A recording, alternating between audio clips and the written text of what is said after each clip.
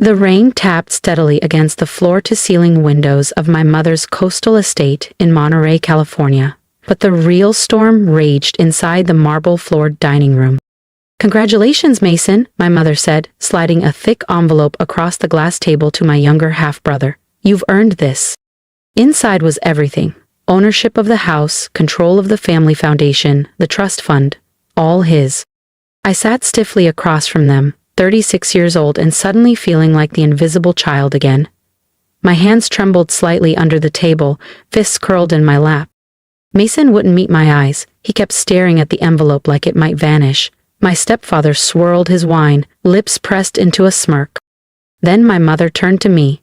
"And you, Elise," she said coolly, "you were always too sensitive, too idealistic, not built for real life." It stung more than I expected. There were 5 of us there: my mother, Mason, my stepfather, the lawyer, and me. But I had never felt more isolated. She waved toward the man in the suit. "Let's finalize everything." "Mom," I said quietly. "Don't do this." She scoffed. "You walked away, Elise. Left the firm to go teach in rural Peru, remember? What did that get you? A tent and mosquito bites?" "You never asked why," I said. "Not once." "Because it didn't matter," she snapped. "Mason stayed. Mason proved himself." "No," I said calmly. "He played a role, one you desperately needed." My mother rolled her eyes. Then the attorney, Mr. Lancaster, a sharp-eyed man in his 60s, raised a hand.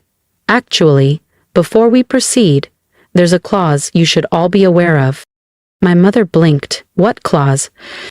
He opened the folder, the one your late father added, quietly but legally binding. Mr. Lancaster looked my mother squarely in the eyes. "There's a sealed amendment to the trust. It was added 7 years ago, at the direct request of your late husband, Mr. Charles Renaud." My chest tightened. My grandfather. The only one who ever believed in me. The only one who told me I had more resilience in my silence than most had in their loudest speeches. "What amendment?" my mother snapped, her voice clipped with annoyance. Mr. Lancaster calmly removed a faded document from the leather folder. This was notarized during Mr. Renaud's final weeks. His instructions were explicit. It was to remain sealed unless an attempt was made to remove Elise from the succession line. Her expression cracked. "He had no such power." "He did," Mr. Lancaster said evenly. "He retained 52% controlling interest in the Renaud family trust until his passing, and that interest now has directives that supersede any recent motions." Mason stiffened. My stepfather said nothing, his wineglass hovering mid-air. Mr. Lancaster turned toward me. "Miss Elise, would you like to read it, or shall I?" I shook my head slightly. My eyes were on Mason's envelope, the same envelope meant to erase me. "Please read it." He unfolded the parchment slowly. "Should my granddaughter Elise Renaud ever be deemed unsuitable by her family, I hereby grant her full governance and voting rights over my share of the Renaud Trust and its subsidiaries. This shall take effect immediately and shall supersede any previous provisions. Furthermore," he continued, "no changes to estate ownership or family governance may be made without her written consent." Silence fell. Even the ocean beyond the window seemed to pause. "What the hell does that mean?" my mother barked. Mr. Lancaster looked at her, then to me. "It means your daughter is now the majority controller of the trust. Nothing signed today will stand without her approval." My mother stood abruptly, her chair scraping the marble floor. "She's unprepared. She has no experience with boardrooms or balance sheets." "Maybe not your kind," I said, standing too. "But I've led. I've protected. I've created things that lasted." I turned toward the attorney. "Let's proceed. We have work to do." Mason's eyes darted nervously. My stepfather looked away. My mother didn't sit down. Instead, she froze, as the gravity of power shifted away from her for the first time. She didn't speak, but the tension in her posture told me everything. And that's when I saw it. Something I never expected in her eyes. Fear. Not of me, but of what it meant to lose control. Real, quiet fear. I softened my voice. "You can sit, Mom. This isn't about revenge. All I ever wanted was a seat at the table, a voice, a chance." Still, she didn't move. Then Mason broke. Wait, this isn't fair. Elise left. She went off to, what, build tiny houses? I built safe housing for domestic abuse survivors, I replied. I helped veterans rebuild their lives. I didn't run from this family. I ran towards something better. He scoffed. That's sweet and all, but that's not how you run Renaud Holdings. I smiled faintly. Maybe not. But it's how you rebuild its soul. If you felt that shift, the moment power returned to the one they tried to silence. Don't forget to subscribe to the channel, because what Elise does next will not only redefine the legacy, it will challenge everything her family thought they controlled. I know enough, I said, meeting Mason's eyes, to know you've been funneling money through a consulting firm owned by your old fraternity brother in Nevada. His face went pale. My mother inhaled sharply. Elise, stop. This is family.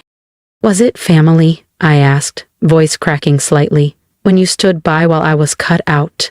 When you praised Mason while ignoring every sacrifice I made for all of you? You never belong in this world, she murmured, eyes low. No, I said, nodding. You made that perfectly clear. But grandfather thought differently. Mr. Lancaster cleared his throat. Ms. Elise, your grandfather didn't just leave you voting shares, he left something else, meant to be opened at this exact time. He opened his briefcase and retrieved a weathered leather box. Inside was a gold-plated compass. Beneath it, a folded letter addressed to me, in my grandfather's graceful script. My fingers trembled as I unfolded it. My dearest Elise, if you're holding this, then your mother has done what I feared she might. Do not hate her. She was shaped by a world that taught her control is love. But you, my dear, were always different. Quiet strength, steady vision. You are the compass. Follow your own path and others will follow you. Grandfather. Tears brimmed, but I didn't let them fall. I looked up. Let's proceed. As I signed the acknowledgement of my controlling interest, my mother finally spoke. You think this makes you powerful? She said, her tone sharp. You think he gave this to you out of love? It was to spite me. I studied her, not as a daughter chasing approval, but as a woman seeing clearly. No, I replied. He gave it to me because he believed I'd build something lasting. And I walked out, decades of dismissal falling from my shoulders like dust. But peace didn't wait on the other side of that door. War did. Because power threatens those who've abused it. I had barely reached the corridor when I heard footsteps behind me. Elise, Mason called. I turned. His voice was casual, but his eyes weren't. They were calculating. You don't have to do this, he said. Do what? Shut me out. That's the next move, right? I haven't made any moves, I said evenly. I simply stood up. He smirked. You think signing some papers makes you a leader? You don't have the stomach for this. My heart beat fast, but I stood firm. I'm not here to prove myself to you. I'm here to lead with purpose, something this family's forgotten. He stepped closer, lowering his voice. 2 months, he said. You'll crawl back. This company isn't a school project, it's a battlefield. No, I said quietly. It's a platform, and I'll use it to elevate, not dominate. He turned and walked away, but his clenched fists told me everything. This wasn't defeat. It was preparation. And the days that followed proved it. The whispers began. Elise Renaud was back, and not as a visitor this time. Some called it hope. Others, a warning. I didn't fire anyone. I didn't call meetings. I listened. And what I discovered? Departments sabotaged each other. Promotions given for obedience, not merit. Exhaustion ignored. This wasn't a company. It was a kingdom. And Mason had been crowned by chaos. One afternoon, I walked into the break room. Conversation stopped. Please, I said gently, lifting my hand. You're on break. Sit. Eat. A custodian named Rosa slowly rose from her seat. We weren't allowed to sit if Mr. Mason walked in. I paused, then shook my head. That changes today. Her face softened in a way that broke my heart a little. She sat back down, and so did the rest.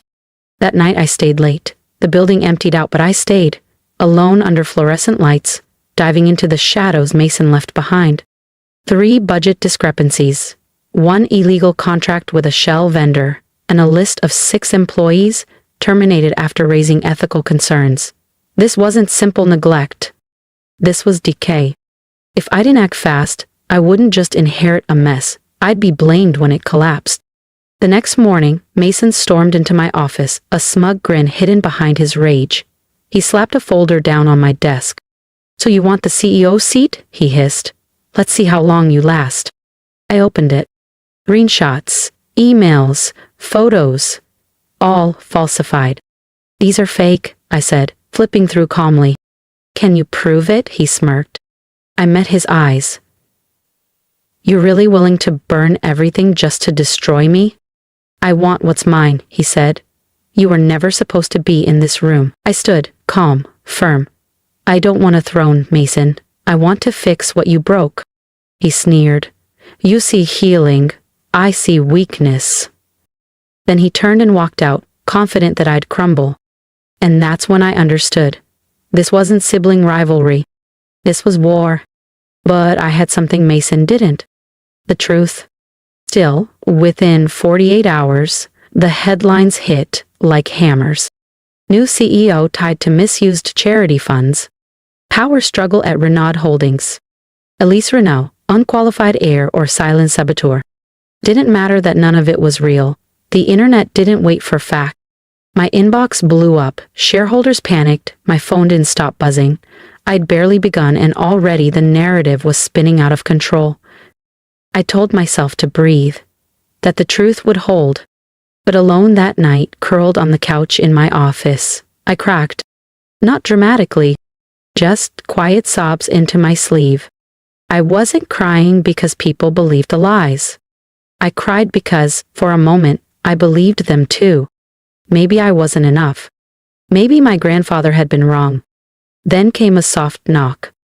I wiped my eyes, cleared my throat. "Come in." The door creaked open. Rosa stepped in with a paper cup of tea. "I thought you might need this." "Hey, you didn't have to," I whispered. She sat beside me. "You looked like you did." "No one ever brought me anything when I cried in this room," she added. "Maybe it's time someone breaks the cycle." Her words settled deep into my chest. "Thank you," I said softly. She looked me in the eye. "Miss Elise, do you want the truth about your family?" I hesitated, then nodded. "I've worked here 28 years, she said. "I've seen everything they try to hide." I stayed silent, throat thick. "You always looked people in the eye," she said gently. "That's why I believe in you." "Why help me?" I whispered. She smiled. "Because someone once helped me when no one else did, and because this company doesn't need another king." She reached over and placed a hand on mine. "It needs a healer." The next morning, I entered the boardroom with steady calm. They were already there, dozens of polished shoes, impatient eyes, and voices sharper than the suits they wore. I let them speak first. Accusations, doubts, demands for resignation. One shareholder threatened a lawsuit if I didn't step aside with grace. When the room finally quieted, I stood. "If anyone here can prove those documents are authentic," I said clearly, "I will resign. Today." Silence. Then I slid a stack of originals across the table. Audit trails, financial inconsistencies, side payments buried in consultant contracts. Mason's fingerprints were everywhere. I clicked the remote. The projector lit up. Security footage filled the screen, Mason entering the finance wing after hours, accessing a locked terminal, plugging in a USB drive. The timestamp? The same hour the falsified documents were created. No one said a word. "Truth matters," I said. "But I didn't come here to destroy my brother. I came to rebuild what he compromised." I turned to the firm's legal counsel. "My grandfather didn't choose me because I was flawless. He chose me because I still believe people can change, even the ones who've hurt us most." "I won't press charges," I continued, "but Mason is suspended pending a full internal investigation." There was a long, stunned pause. Then Mr. Halpern, a gray-haired former board member, stood up slowly. "I misjudged you," he said. "I thought you were too soft for this, but today, You reminded me why we started this company. It wasn't about power. It was about people. The energy in the room shifted. No cheers, no applause, just quiet recognition. Mason never returned. But 2 days later, an envelope appeared on my desk. Handwritten. Elise, I don't expect forgiveness. I didn't just want the company, I wanted to be seen. I always believed you got the love I never did. Maybe you just earned it differently. Mason. I folded the letter and placed it beside my grandfather's compass. Not every battle ends with a sword. Some end in silence. And some victories are born not from rage, but grace. The office felt different now, not quieter, more present, awake. A month had passed since that morning in the boardroom. The press retracted the false accusations. Some called it luck. But those who mattered knew better. It wasn't luck, it was integrity, holding the line when it would have been easier to walk away. There was only one voice I hadn't heard. My mother's.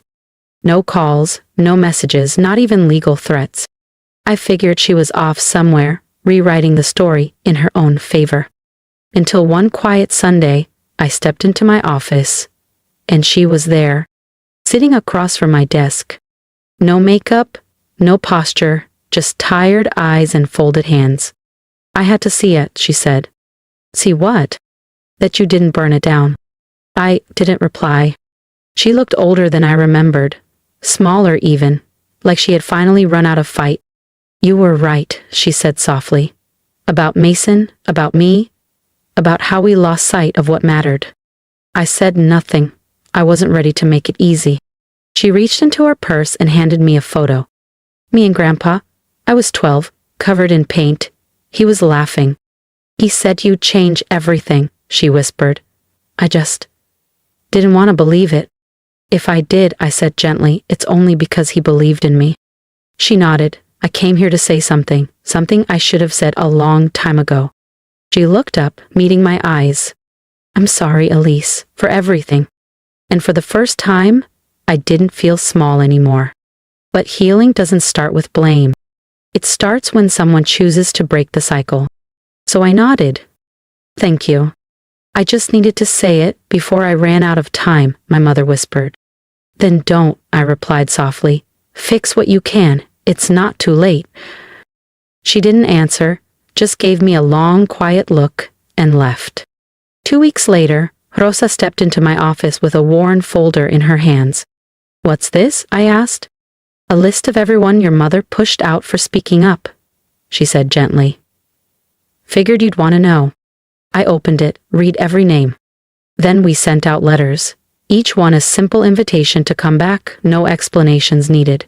Not because I was trying to rewrite the past, but because legacy isn't about bloodlines. It's about what people feel when you leave the room. Months passed. Renar Holdings didn't become glitzier, but it grew warmer. Mason never returned, but we met for coffee once. No apologies, just quiet understanding. Maybe that was enough. My mother stayed distant, but one afternoon, a receipt arrived, a large donation, in my name, to the housing nonprofit where I once worked. No message, no name. Just her way of saying she was trying. And somehow that was enough. Because I didn't chase revenge. I earned something deeper. Peace, respect, a future that couldn't be taken. Now when I enter the boardroom, I don't hear whispers. I hear footsteps, of people who walk with me, not behind me. Because someone once said I was nothing. And I proved them wrong, without becoming them. If my story moved something in you, drop a comment. Tell me what part stayed with you. And if you're walking your own quiet road back to strength, subscribe. Because the world needs more voices like yours.